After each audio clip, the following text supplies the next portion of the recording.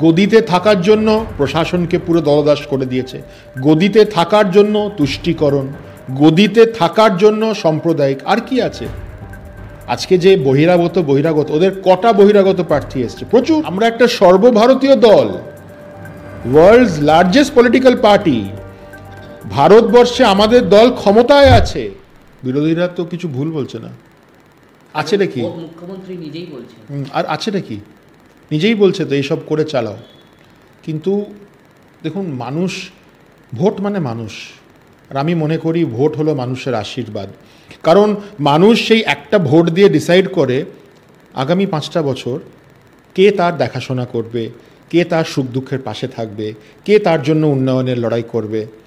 তাই জন্য তারা ওই ভালোবেসে আশীর্বাদটা দেয়। তো এই জায়গায় মানুষকে আরও আরও আরও এডুকেট করতে হবে আমাদের। আমি এটা বিশ্বাস করি, আমাদের যেতে হবে বাড়ি বাড়ি, যেটা এখন আমরা যেতে যাচ্ছি না, যেতে পারছি না। মানুষের কাছে এখনো একদম না, আমরা পারছি না। এটা সাংগঠনিকভাবে আমাদের করতে হবে, আমাদের যেতে হবে বাড়ি বাড়ি, বাড়ি বাড়ি গিয়ে বলতে হবে যে কি করছেন। আমি একটা বাঙালির ছেলে, আমি এই বাংলা মাটির ছেলে সন্তান, আমি পাশের বাড়িতে গিয়ে বসে বলবো আমি আপনার পাশের বাড়িতে থাকি, আমি এসছি, আমার কথাগুলো শুনুন 5 মিনিট।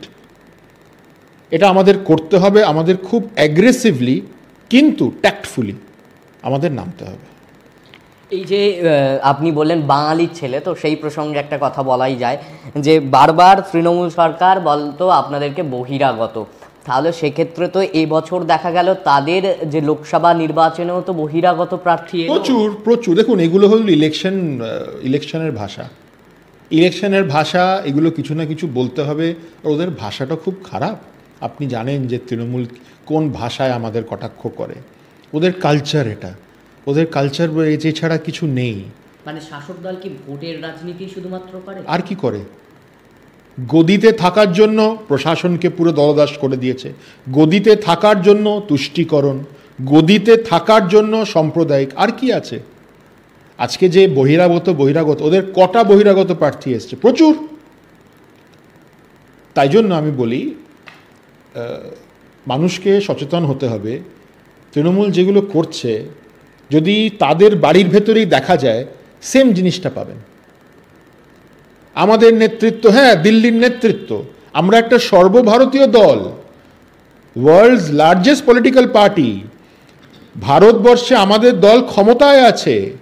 তৃণমূল একটা আঞ্চলিক দল, আমাদের নেতৃত্ব দিল্লি থেকে আসবে না তো কোথা থেকে আসবে? কেন আসবে না? আমাদের তো পুরো ভারত সামলাতে হচ্ছে। তো এইসব বলে মানুষকে বিভ্রান্ত করা হয়।